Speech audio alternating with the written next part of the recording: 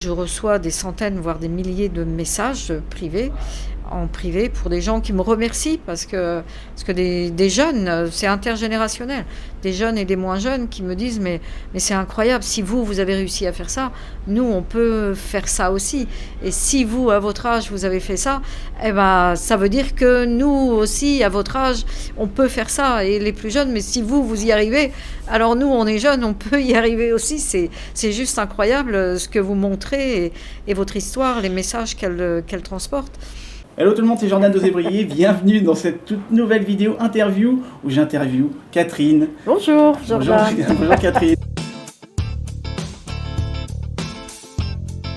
Donc Catherine, quel est ton parcours? Et quel est ton projet aussi? Oh là là, c'est une longue histoire. Moi, mon parcours, je viens du milieu des ressources humaines. Comme moi. Voilà, et en fait tout au long de ma vie j'ai pas fait que ça, mais mon dernier emploi en fait c'était dans les ressources humaines où je gérais plus des personnes en situation de handicap et en risques psychosociaux. Donc beaucoup plus, c'était vraiment ciblé, et ce que j'aimais beaucoup. J'aime beaucoup ça, l'humain déjà en général, donc je me retrouvais bien dans ce que je faisais. Et donc tout allait bien, jusqu'à ce que mon fils parte au Japon, et au rythme, en 2008 en fait, et au rythme de chaque année, une fois, voire 2 fois par an, on partait le retrouver au Japon pendant nos vacances. Et aussi, on était devenu un peu famille d'accueil japonais, puisque le bouche à oreille faisait qu'on avait beaucoup de Japonais qui venaient, qui demandaient pour venir. La maison était bonne, on mangeait bien, il y avait un bon accueil, donc tout était parfait. Et pour les Japonais, c'était surtout sécurisant et on passait de très bons moments. Donc tous les ans, on partait au Japon comme ça. Et un jour, je me promenais avec mon fils au Japon. Et on était dans Tokyo, et mon fils me dit, lui, il connaissait ma passion de la gastronomie en général. Et il me dit, maman, promets-moi qu'un jour, tu vas arrêter de travailler et vivre de ta passion. Moi, j'avais 59 ans. Il n'avait pas tort. Et là, je l'ai écouté, je l'ai regardé, et je me suis dit, mais il a raison, c'est vrai. Et je lui ai promis de vivre de ma passion, d'essayer en tous les cas de faire ma passion. Et je me suis dit, mais oui, si c'est pas maintenant, je le ferai jamais, quoi. Donc, fais, vas-y. Et je suis rentrée à mon bureau, j'ai vu ma RH, et je lui ai dit, Laurence, je veux faire une reconversion professionnelle. Je veux partir. Comment elle a réagi? En même temps, j'avais 59 ans. Elle a très bien réagi. Elle m'a dit, ah bon, Catherine, vous voulez faire une reconversion professionnelle? Elle découvrait en fait. Je lui ai dit oui, je veux partir dans les cuisines. Je veux aller faire un diplôme de cuisine. Ah bon? Allez-y, c'est un beau projet. Faites votre conversion. Et donc j'ai préparé tout mon dossier et je suis partie. Je me suis inscrite tout de suite à l'école Cordon Bleu à ce moment-là. C'est pas vieux, c'est en 2014.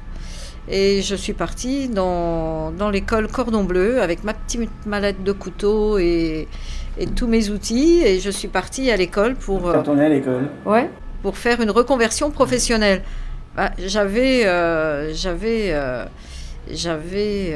59 ans. Et là, je me suis retrouvée forcément avec des jeunes, quoi. C'est tous ceux qui veulent devenir jeunes chefs, se retrouver à l'école Cordon Bleu.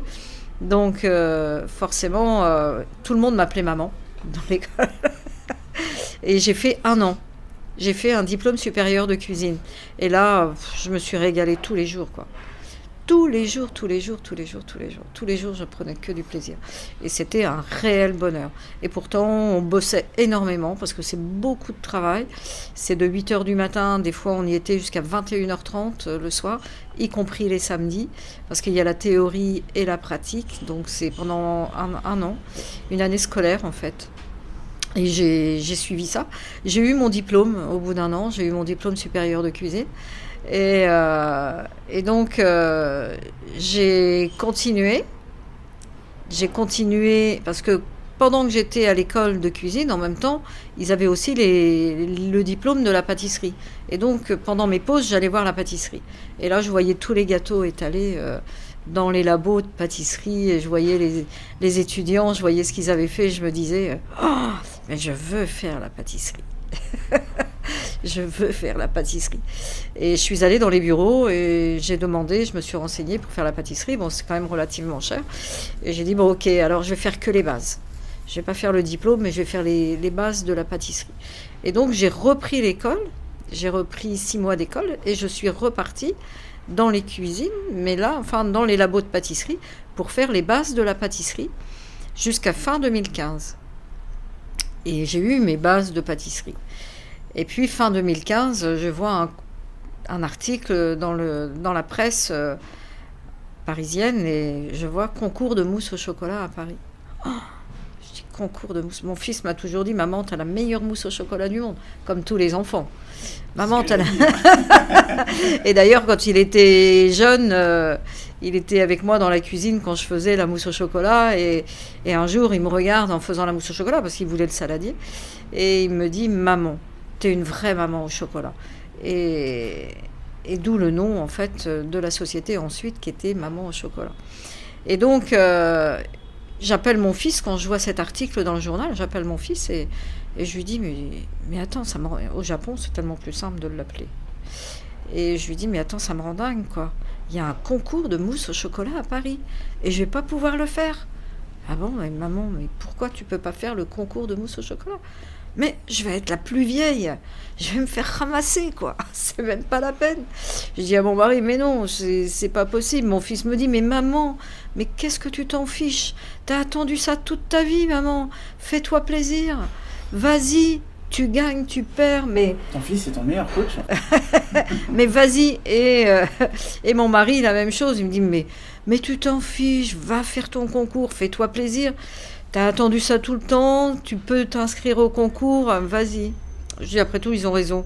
Allez, je fais tomber ces barrières et je vais faire mon concours. Je me fais plaisir avant tout, parce que si je le fais pas maintenant, je le ferai jamais. Comme mon diplôme de cuisine, j'y vais. Et je suis allée faire le concours de la mousse au chocolat à Paris.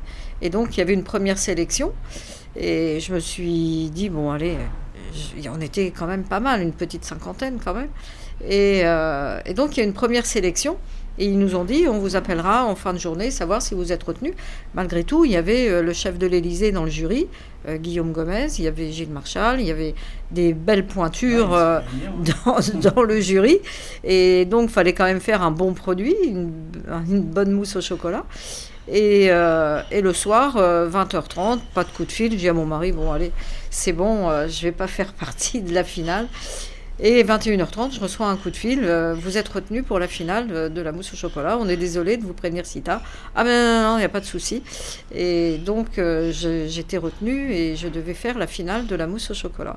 T'as réussi à dormir ce soir-là ? Ouais, mais j'étais vraiment contente. Ah ouais. Et j'ai fait donc cette finale de la mousse au chocolat. Et il y avait forcément des jeunes, quoi, je veux dire, avec des blogueuses, mais des hommes, des hommes et des femmes, quoi. C'était pas que féminin, hein, il y avait aussi des hommes. Et quand j'ai fait ce concours, le résultat, on attendait tous le résultat, et ils ont commencé par le cinquième, quatrième, troisième, deuxième, je disais, bon, c'est mort. Je suis pas dans le lot, je m'imaginais même pas une seconde arriver. Et j'entends la cinquième, enfin la première, la gagnante, c'est Catherine Bréard, la première mousse, meilleure mousse au chocolat de France. Voilà. Et là, forcément, loin de moi l'idée de penser que j'allais gagner le premier prix. Et là, moi, je n'en revenais pas. C'est un des plus beaux jours. Tout de suite, j'ai appelé mon fils au Japon pour lui annoncer la nouvelle. Ouais. Et on a fêté ça. C'était juste un super moment. Et tu as eu combien de temps entre le moment où tu t'es dit, tiens, je vais me lancer dans mon projet, et puis le moment où tu as gagné donc, et combien de temps qui s'est passé En fait, c'est pas nous qui avons... c'est pas moi qui ai lancé ce projet, et parce qu'on pensait pas... Moi, je pensais faire quelque chose parce que plus j'avançais dans ma passion et plus je me disais, je veux continuer dans cette voie. Voilà, je sais pas quoi, mais je veux continuer dans cette voie. Et donc, quelques semaines après ce concours, notre fils nous appelle et nous dit, écoutez, moi j'ai quelque chose à vous proposer. Et on dit, ah bon, qu'est-ce que c'est ? Voilà, moi j'ai fait une étude de marché au Japon, et la mousse au chocolat, elle n'est pas vendue. Elle n'est pas commercialisée. Ça vous dirait de venir faire la mousse au chocolat au Japon ? Alors, comment t'as réagi à ce moment-là ? Moi, partante. J'ai pas... En plus, j'allais rejoindre mon fils, mais en même temps, j'allais vivre de ma passion. Donc, les deux réunis, j'avais même pas besoin de réfléchir. T'as pas douté à ce moment-là ? Tu t'es dit, c'est vraiment ça que j'ai envie de faire ? Ah mais oui, mais moi, ma passion me porte partout, quoi. Moi, je réfléchis pas. Moi, j'avance aujourd'hui, j'avance à l'instinct. Je n'ai pas de stratégie. Aucune stratégie. Oui, je pense, je fais, j'imagine, je sais là où je veux aller et comment je veux le faire, mais j'ai pas un dossier que j'ai préparé où j'ai tout écrit, non. Et donc, mon mari, lui, était toujours en activité, puis il avait un gros poste parce qu'il avait une direction de 300 personnes quand même, et il est toujours en activité. Donc, mais il avait l'âge de prendre sa retraite. Et il avait tous ses trimestres. Donc, on n'a pas réfléchi longtemps. Et on s'est dit, la vie, elle est faite pour ça, quoi. Si on ne fait pas maintenant, si on ne vit pas quelque chose maintenant, si on ne casse pas cette routine, rien ne va se passer. Et on va faire... comme tous les retraités qu'on voit aujourd'hui, comme tous ceux qui imaginent les retraites en majorité, en fait, et bien au-delà, parce que quand on travaille dans les ressources humaines, et moi là où j'étais placée, déjà à 50 ans, on envoie des propositions de préparation à la retraite au personnel. Donc on est en fait catégorisé et on rentre tous dans une jolie case parce qu'on nous dit la retraite, le mot retraite, déjà. Ouais. Il y a une belle étude. Donc nous, on s'est dit, nous, on n'a pas envie de ça. On n'a vraiment pas envie de vivre ça. On a envie d'autre chose. Et c'est notre choix et notre droit. Et ça, c'est notre vie. Et notre vie nous le permet. Donc, on va le faire. Et moi, j'ai dit, ok, moi, je veux bien le faire. Mais alors, je veux faire mon CAP de pâtissier avant de partir. Et donc, je suis repartie à l'école. Pour une troisième fois, là. Je suis repartie à l'école pour faire mon CAP de pâtissier avant de partir. Et pendant ce temps-là, mon mari, il a créé la société en France pour avoir une entreprise. Donc, on est devenu entrepreneur. Et mon mari s'est occupé de tout, Philippe. Et puis moi, je partais tous les jours à l'école pour la pâtisserie. C'était galère. C'est hyper dur, mais tellement dur. C'est un boulot énorme parce que le CAP de pâtissier, c'est de la pratique, mais aussi de la théorie où il faut retourner à l'école. Et c'est les maths, c'est la physique, c'est tout. Tout ce que je suis contente de retrouver. Ouais, tout. Et donc, j'ai bossé des heures,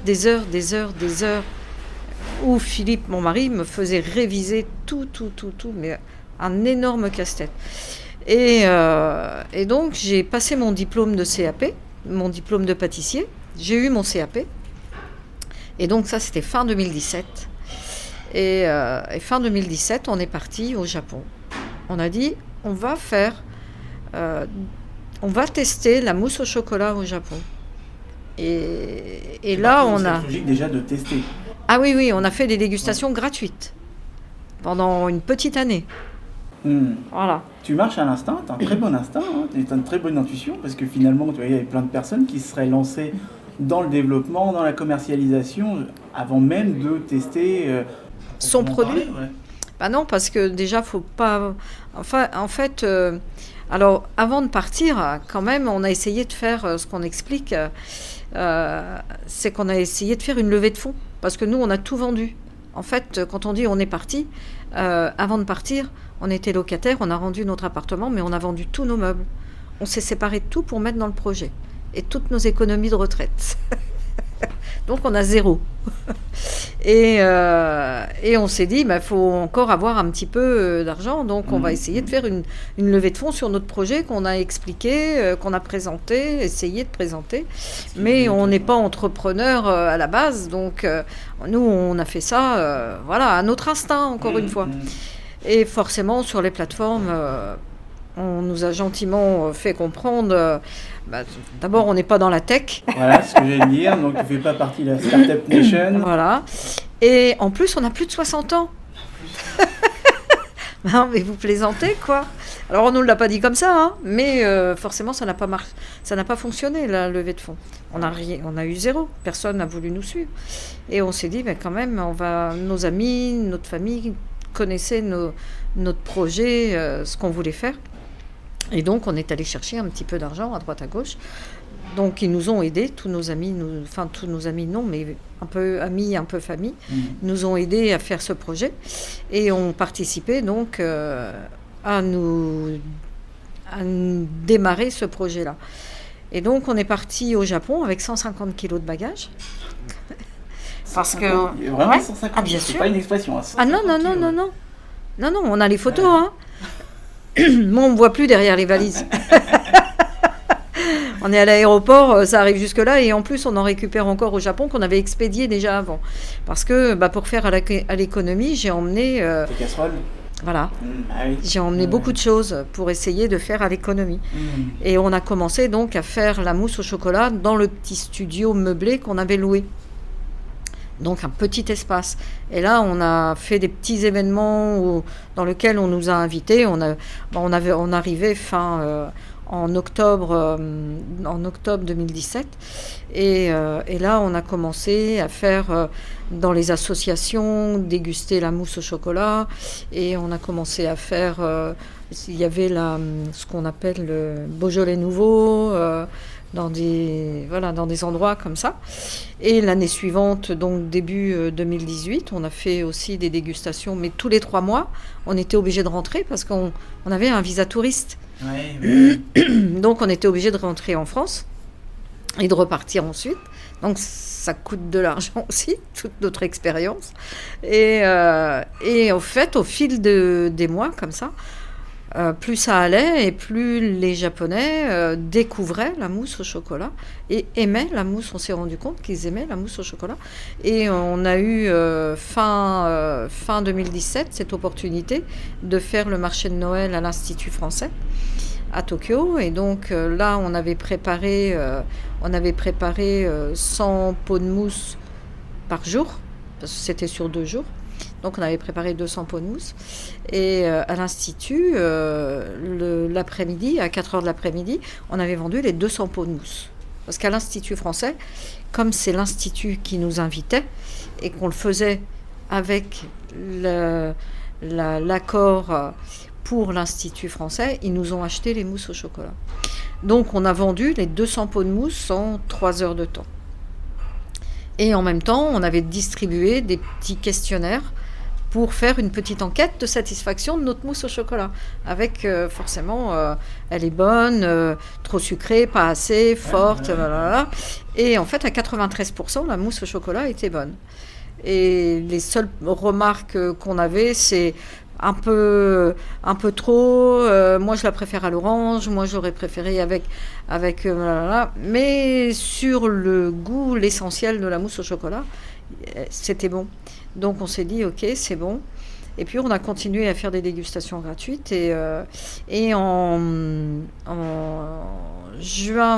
juillet 2018, on a été repéré par la télévision française, par M6. Et M6 nous a téléphoné au Japon et nous dit écoutez, on a découvert votre histoire, c'est juste incroyable, est-ce que vous pouvez nous raconter? J'ai dit écoutez, on est quand même au Japon, donc ça fait un peu cher, donc vous allez attendre qu'on rentre en France et vous me rappelez à ce moment-là. Et ils nous ont rappelé en août quand on est rentré, et quand j'ai raconté l'histoire, on dit mais attendez, moi je prends pas la décision, c'est pas moi, c'est la prod qui va prendre la décision, mais je veux travailler avec vous, je veux faire quelque chose avec vous, votre histoire est juste magnifique et je reviens vers vous rapidement. Et donc ils nous ont rappelé le lendemain. Écoutez, tout le monde est sous le charme de votre histoire, on veut absolument vous suivre, on va faire une émission qui s'appelle Nouvelle Vie. Est-ce que vous acceptez d'être suivi dans votre projet avec les caméras? Donc on dit ouais, pourquoi pas. Et donc ils nous ont filmés en France et ils sont venus 10 jours sur notre première vente, parce qu'on a rencontré un ami français au Japon qui lui est depuis 45 ans au Japon et qui travaille dans le milieu des vins et spiritueux, le champagne, et qui a un énorme réseau. Et donc il nous a présenté à des propriétaires d'une épicerie style Le Bon Marché, et dans un très beau quartier, mais en beaucoup plus petit. Et donc, ils nous ont présenté au patron qui ont goûté la mousse au chocolat. On dit, nous, on aimerait bien que vous fassiez faire découvrir ça à nos clients. Est-ce qu'on peut faire un événement ensemble? Et donc, on a fait un événement chez eux fin 2018, là où M6 est venu nous filmer. Et donc, c'est pareil, on avait prévu, on leur avait demandé, compte tenu de votre clientèle que vous connaissez bien, combien pensez-vous qu'on va vendre de pots par jour? Et il nous avait dit, écoutez, si vous vendez une 50aine de pots par jour, c'est bien. Donc on a dit ok, donc on est là 4 jours. En fait, on était 2 fois 4 jours, jeudi, vendredi, samedi, dimanche. Et la semaine suivante, la même chose. Donc on s'est dit sur 4 jours, on va préparer 200 pots de mousse.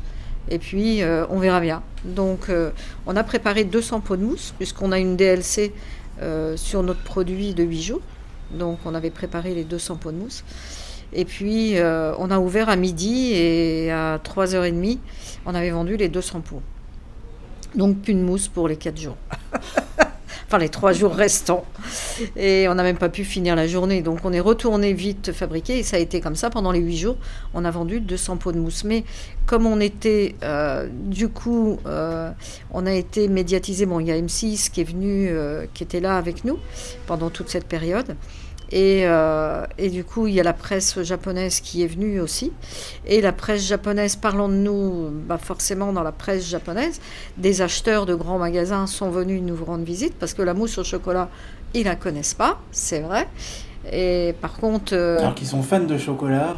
Ouais, mais personne ne fait la mousse au chocolat. Ouais, alors on peut la trouver dans des restaurants, parce que dans certains, mais alors c'est vraiment confidentiel, quoi. C'est vraiment peu.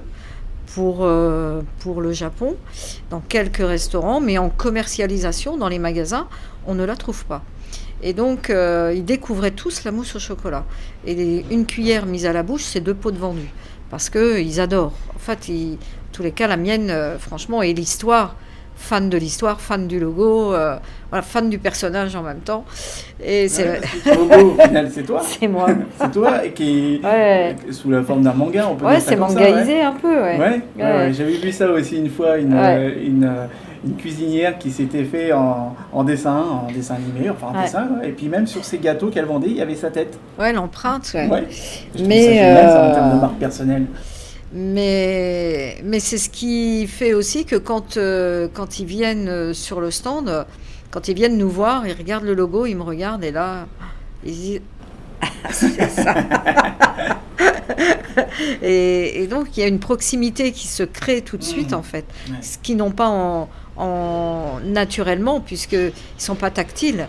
Mais par contre, avec moi, ils me prennent dans les bras, ils pleurent dans mes bras, ils me font des cadeaux, ils me caressent les mains. Voilà, Ils sont touchants, je trouve. Ah ouais, non, mais c'est complètement l'opposé de ce qu'on peut le voir. C'est pour ça que moi, je les affectionne particulièrement, parce que... Et ils disent que ma mousse au chocolat, elle réchauffe les cœurs et qu'elle est pleine d'énergie. Donc, en fait, moi, je suis contente parce que j'apporte quelque chose autour de la mousse au chocolat. En plus de la mousse au chocolat, il y a vraiment quelque chose en plus qui leur est donné, mais qui est donné à tous, parce que finalement, tout ce qu'on reçoit aujourd'hui, c'est pas que du Japon, c'est de partout. Donc au Japon, quand on a fait cet événement, les acheteurs de grands magasins ont goûté le produit, et mon fils, qui discutait avec eux, parce qu'il voulait des informations, qui parle très très bien japonais, donc parlait avec eux, et ils nous ont demandé de venir dans leurs magasins, les plus beaux magasins du Japon, puisqu'ils s'étendent. Shinjuku, c'est le luxe du magasin au Japon, c'est la référence. Et donc nous, on a fait tous ces magasins pendant toute l'année 2019. Alors avec mon mari, on s'était dit, on va faire ça en 3 étapes. C'est-à-dire que la première étape, c'était la phase de test. On a fait ça comme des pros. On s'est imaginé comme ça, à notre intuition, encore une fois. On s'est dit, ok, on va faire ça. Et puis, comme on avait avancé un petit peu à la fois, on s'est dit, on verra. Si ça marche, on continue. Si ça marche pas, on arrête. On prend ça du domaine du plaisir, en fait. Et donc, cette première phase de test, elle avait fonctionné. Donc, on s'est dit, on va faire les grands magasins. Et puis, on verra. Toujours pareil.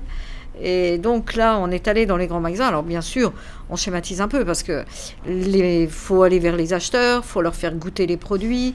Il y a tout un contrat. Fallait créer la société japonaise en même temps. Donc mon mari a créé cette société japonaise fin 2018, qui est filiale de la société française. Et donc il fallait mettre de la compta en route, fallait ouvrir un compte bancaire, fallait quand même mettre tout ça en place. Donc on s'est fait aider pour tout ça. C'est pour ça que ça coûte cher. On a fait notre demande de visa, donc on a eu en une vitesse éclair que jamais personne, l'avocate nous a dit, elle avait eu aussi vite. En 15 jours, on avait notre visa, donc c'était top. Tout se déroule comme du papier à musée. Ouais, c'est ça, ouais. Et en fait, donc ensuite, on a... Comme on vendait beaucoup et que moi j'étais supposée être quand même sur les stands pour accueillir les clients et tout ça, donc pas à la fabrication. Donc fallait trouver un pâtissier pour fabriquer ce que moi je pouvais pas fabriquer, mais transmettre ma recette avec un contrat. Donc on a trouvé un pâtissier japonais qui a 2 pâtisseries, qui a accepté de travailler pour nous. Donc je l'ai formé, je parle pas anglais, je parle pas japonais, lui il parle anglais de toute façon. Donc tu il t'es parle que japonais. Un talent pour le... Non, je me suis fait accompagner par un interprète qui était là. On a signé un contrat de confidentialité, tout, et je lui... Alors eux ne maîtrisent pas du tout les techniques de fabrication de la pâtisserie française, puisque, et encore bien moins la mousse au chocolat, parce que c'est un dessert des familles voilà, un dessert authentique en tous les cas de français qu'eux ne connaissent pas du tout. Donc c'est pas le millefeuille qu'il aurait pu à la limite connaître un peu, mais la mousse au chocolat il la connaissait pas du tout. Donc il fallait travailler. J'ai mis 1 mois pour le former à avoir un résultat à l'image de ce que je voulais, voilà. Et donc et avec les biscuits mes recettes que je fabrique aussi. Et donc, au bout de ça, on a travaillé ensemble. Et donc, on commande directement les quantités chez notre pâtissier, qui fabrique pour nous et qui fait livrer directement sur le point de vente, le magasin où on est. Donc, on a fait les magasins de Tokyo et Osaka. Et tout s'est passé très très bien, et on vend, quand on fait les événements, on vend une moyenne. Le dernier qu'on a fait en décembre dernier, on a vendu 420 pots par jour. Donc on s'est dit à chaque fois avec mon mari, on s'était dit on va faire les 3 mois, donc début d'année, on va faire les 3 mois et on verra si ça marche. Comme ça marche, on s'est dit ok, on va voir jusqu'à fin juin Vraiment, si ça prend, si les gens reviennent, tout ça, faut quand même que ce soit stable, quoi. Et donc, fin juin, tout fonctionnait. On est revenu en France et on est reparti sur des événements en septembre.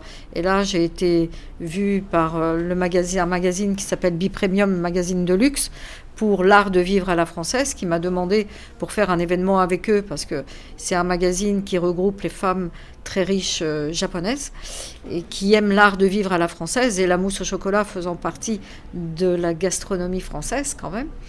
Et bien, ils m'ont demandé pour faire un événement avec eux, ce qu'on a fait en septembre. Et on a fait des événements avec eux, avec la star japonaise Clara Baudin, qui elle est la star du Japon. Elle est maître de cérémonie dans tous les événements de luxe au Japon. Donc on travaillait ensemble et on a fait cet événement. Et après on a repris les événements dans les magasins et ça a très bien marché. Donc on s'est dit, si jamais ça fonctionne, on verra pour développer au-delà notre projet. Maintenant que c'est confirmé, que le produit marche, qu'il y a un réel potentiel et que l'histoire, enfin voilà, que tout est OK, eh bien, on va développer à plus grande échelle. Seulement là, il faut des fonds. Et puis, on a eu cette histoire de marque qu'on a été obligé de changer. Donc, on est rentré en France. C'est les aléas de l'enregistrement. Donc, on est rentré mi-décembre, on est rentré en France. Et donc, on a fait tout le nécessaire pour les changements de nom. Donc, aujourd'hui, notre nom, c'est Catherine Bréard, la marque. Voilà, c'est moi. Fallait l'identité, quoi. C'est mon histoire, c'est mon produit, c'est mon logo. Donc, c'est mon identité. Et je ne pouvais pas inventer un nom pour faire joli. Fallait vraiment que ça me corresponde. Et le seul moyen que ça me corresponde, c'était mon nom. Donc, maintenant, c'était une évidence quelque part que ce soit Catherine Bréard. Donc on est en train de faire tous les changements. On n'est pas encore arrivé au bout, mais l'essentiel étant fait, c'est qu'on a déposé la marque et protégé la marque. Et maintenant, on peut de nouveau commercialiser parce qu'on ne pouvait plus commercialiser sous l'ancien nom, donc obligé de stopper les ventes. Et maintenant, on va pouvoir redémarrer. Mais pendant ce temps, en fait, en France, depuis qu'on est passé en fait à la télé avec le reportage d'M6, on a un journaliste, Benoît Raphaël, qui a écrit un très bel article sur nous, qui est paru en octobre. Cet article a déclenché de nouveau, je reçois des centaines, voire des milliers de messages en privé pour des gens qui me remercient parce que des jeunes, c'est intergénérationnel, des jeunes et des moins jeunes qui me disent mais c'est incroyable, si vous avez réussi à faire ça, nous on peut faire ça aussi, et si vous à votre âge vous avez fait ça, eh ben ça veut dire que nous aussi à votre âge on peut faire ça, et les plus jeunes, mais si vous y arrivez, alors nous on est jeunes, on peut y arriver aussi. C'est juste incroyable ce que vous montrez et votre histoire, les messages qu'elle transporte. Elle véhicule d'énormes... elle est porteuse de tous ces messages. Et donc, on reçoit énormément, bien sûr, de messages et de demandes aussi de sociétés, d'entreprises qui veulent ces témoignages pour de la formation ou autre. Voilà, on est vraiment très sollicité aussi de ce côté-là. Et quand on est passé sur Europe 1, il y a Brut qui a publié cette vidéo. C'est plus de 4 300 000 vues aujourd'hui et des milliers de commentaires qui vont tous dans le même sens. Mais tout ça, ça vient de France. C'est pas du Japon parce qu'ils lisent pas le français et ils comprennent pas. Donc aujourd'hui, on fait quelques traductions, mais ils n'ont pas la totalité. Et tous ces messages-là viennent de France. Donc on s'est dit, il y a vraiment quelque chose et il faut essayer, puisqu'on est en France bloqué par ce changement de nom et on a besoin de fonds en même temps, puisque il faut pour tout ce développement, il faut des fonds. Et on s'est dit, on va essayer de faire quelque chose en France. Donc là, on essaye de développer notre projet, mais en même temps, on est appelé d'un peu partout. Mais on ne peut pas se disperser et se démultiplier, parce qu'on n'est que mon mari et moi En fait, il n'y a que Philippe et moi aujourd'hui. Notre fils qui nous aide, bien sûr, mais lui, il est dans son job, donc on ne peut pas lui prendre et il n'a pas son temps. Donc on travaille, Philippe et moi, et c'est nous qui allons sur tous les rendez-vous et qui avançons sur le projet parce qu'on continue le Japon et on est en discussion avec des gros groupes japonais aujourd'hui. Et on fait des visios, on fonctionne avec des visios aujourd'hui. Donc le matin, c'est avec le Japon et le soir, c'est avec les États-Unis. Ce soir, on a une visio avec les États-Unis parce que ça fait 1 mois et demi qu'on discute avec les États-Unis qui veulent aussi s'emparer de l'histoire et du produit. Donc pourquoi pas, à la limite, si on est aidé dans ce sens, si on a des financements, oui, bien sûr, parce que c'est quelque chose que l'on peut transposer dans tous les pays, quoi. Et donc aujourd'hui, on a été appelé des États-Unis, on est appelé de Chine, on est appelé de Taïwan, on a été appelé du Canada, on est au Japon, on est en France, mais quand même, en tous les cas en France, puisque notre appel aujourd'hui par rapport au fonds, il est en France, eh bien, on n'a pas d'investisseurs. Enfin, pas d'investisseurs. On a des personnes aujourd'hui, quelques personnes qui s'intéressent au projet, mais ça dénote bien quand même quelque chose de particulier en France, c'est les mentalités. Alors il y a plusieurs choses, c'est que en France on est très frileux, trop frileux, on réfléchit trop, on pense trop, on voit trop les problèmes devant et on ne regarde pas le potentiel et on n'ose pas se lancer.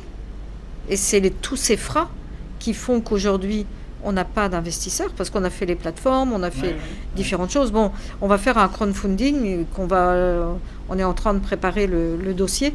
Et là, il y a une société qui veut nous accompagner puisqu'ils croient vraiment en notre projet. Ils nous disent, mais c'est sûr, voilà. Donc, on va faire ça. Mais on a un potentiel énorme, nous, aujourd'hui.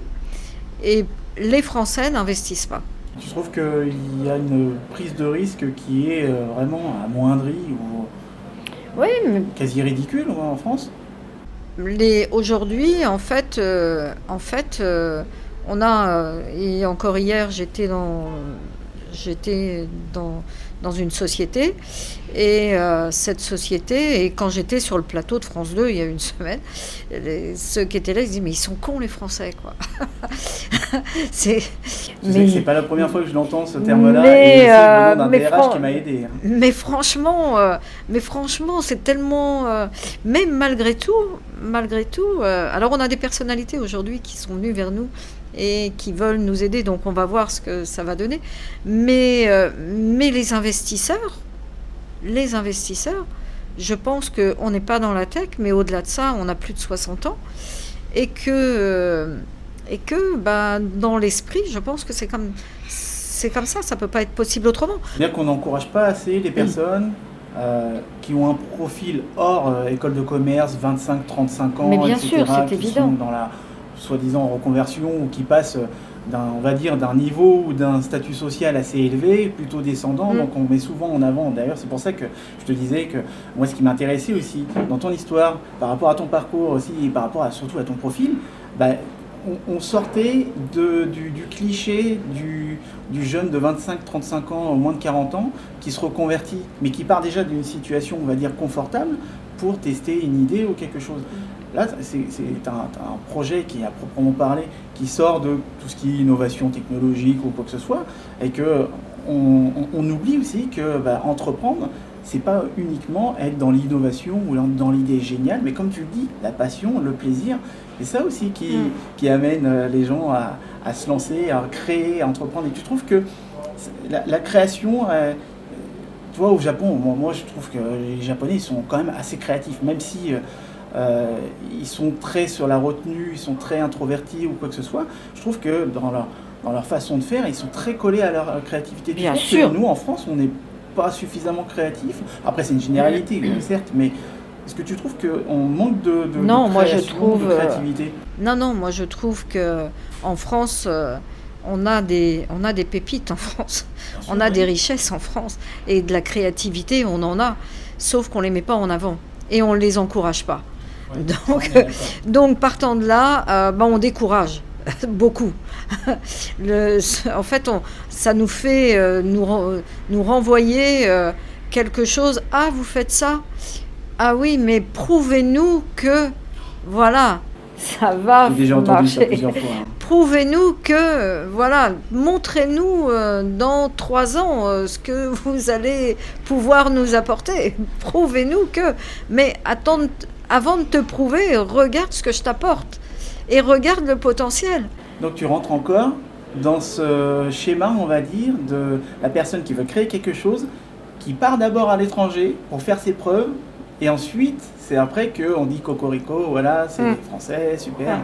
Ça a été le cas avec plein d'entrepreneurs. Ouais. Hein. Mais moi, en fait, on nous dit, mais vous avez choisi le Japon quand on veut faire quelque chose. C'est un pays qu'on fait en dernier tellement c'est dur. Parce qu'il faut vraiment acquérir leur confiance,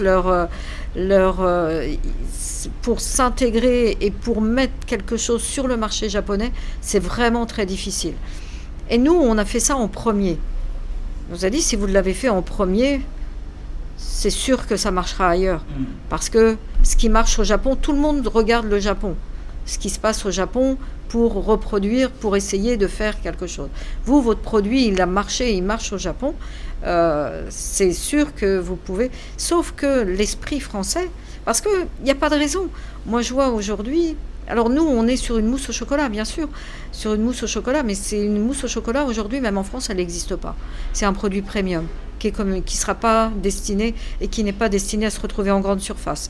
Cette mousse au chocolat est forcément ayant, on va dire, entre guillemets, cette prétention mettant en avant une mousse au chocolat premium, vous vous doutez bien que beaucoup sont venus goûter la mousse au chocolat, et beaucoup veulent voir ce que vaut la mousse au chocolat. Hier... Moi, j'ai fait déguster la mousse au chocolat à quelqu'un qui va faire des dégustations au Georges V. Voilà. Donc, c'est vraiment quelqu'un qui a un palais et qui doit être critique, vraiment de très haut niveau, au niveau gustatif, parce que pour faire des dégustations au Georges V, c'est quand même pas rien. Et cette personne a goûté la mousse, elle m'a dit, vous avez un produit d'excellence. Votre mousse au chocolat, elle est parfaite. Et ben, j'avais fait déjà des dégustations et je me suis entendu dire aussi votre mousse au chocolat, moi j'ai un problème avec votre mousse au chocolat, c'est qu'elle est parfaite. Et j'ai rien à dire. Donc, c'est un problème. Pour lui, c'était un problème. Un problème pour lui, oui. Et en fait, donc cette mousse au chocolat, elle n'existe pas sur le marché ici. Donc quoi qu'il arrive, j'irai au bout de mon projet. Parce que moi, je suis convaincue que cette mousse, que mon projet a toute sa place ici. Donc, j'en aurai peut-être pas beaucoup ici, mais en tous les cas, aux États-Unis ou ailleurs, ça marchera. Et quand ça va vraiment se développer, eh ben, on verra. On verra si je reviens. Ah ben, je te le souhaite du fond du cœur. Qu'est-ce que tu dirais? Ouais, je t'écoutais parler, j'avais même pas envie de poser mes questions finalement, hein, parce que tu as fait le déroulé de mes questions. Ouais, mais je trouve que parfois, tu sais, c'est bien aussi de ne pas interrompre les gens et puis de les laisser s'exprimer. La seule, ouais, si peut-être avec 2 questions. Les prochaines étapes, ce serait quoi là? Là, la prochaine étape, c'est de récupérer des fonds. Ça, c'est tout de suite. Pourquoi? Parce qu'on veut mettre sur le marché ici, au moins sur quelques points de vente à Paris, pouvoir positionner la mousse au chocolat. Donc pour ça, il nous faut des fonds, puisque aujourd'hui on a zéro, on n'a plus de fonds propres. Donc il faut vraiment qu'on puisse réinjecter dans la société pour pouvoir faire ça ici. Et soit on est suivi en France, pour développer, vraiment, faire un développement, tout en continuant le Japon, parce qu'on discute, on continue à avancer avec ce que l'on a créé, déjà, parce que le Japon, c'est notre bébé, quoi. Donc, il est hors de question d'arrêter le Japon, on y retournera, ça c'est sûr. Et ensuite, développer aux États-Unis. Mais en même temps, on nous demande aussi de la mousse au chocolat à Dubaï. Donc notre marque, elle est partie jusque là-bas. Donc on est en train de discuter sur un marché de mousse au chocolat, un projet de mousse au chocolat là-bas. Donc on va voir. En fait, on avance naturellement. Encore une fois, on avance à l'instinct, comme on le sent, voilà, avec des choses et des personnes qui nous parlent, parce qu'on n'est pas que business. On a une philosophie, on a un esprit, il y a une histoire, il y a un produit premium de qualité, et on veut vraiment respecter ces bases-là et travailler avec des personnes qui vont respecter ces bases pour pouvoir avancer dans notre projet. Parce que ça marche depuis le début, et je pense qu'il ne faut pas dénaturer. Il faut rester sur nos bases. Et voilà, ça ne peut avancer que comme ça. Et quel conseil tu pourrais donner à une personne qui n'ose pas entreprendre, ou qui n'ose pas formaliser son idée ou concrétiser, réaliser son rêve, ou même vivre de sa passion? Parce que tu es l'exemple même de la personne qui, si on regarde vivre dans sa passion dans le dictionnaire, je suis sûr qu'en référence, il y aura Catherine. mais qu'est-ce que tu dirais à une personne qui n'ose pas se lancer?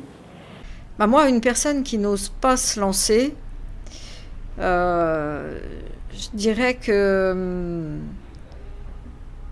c'est se mettre des freins pour rien, quoi.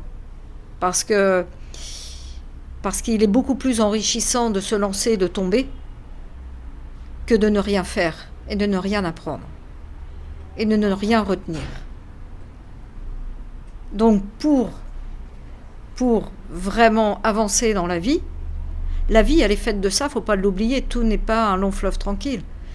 Donc forcément qu'on tombe par moments, mais il y a des solutions dans tout. Il y a des solutions dans tout. Il y a une porte, moi c'est ce que je disais encore hier. De toute façon, si cette porte-là elle s'ouvre pas, j'en trouverai une autre. Mais il y a des portes partout. Il faut juste aller taper à la porte, dans les bonnes portes. Mais il y a des portes qui ne seront pas les bonnes, mais il y a des portes qui seront les bonnes. Donc, il faut aller voir, il faut aller visiter tout ça. Parce qu'avec ça, on s'enrichit. Et on enrichit tout son projet. Et toutes ses méthodes. Et c'est comme ça qu'on construit quelque chose. C'est pas en disant est-ce que j'ai mis sur papier la bonne stratégie de mon projet. Mais ça s'invente pas.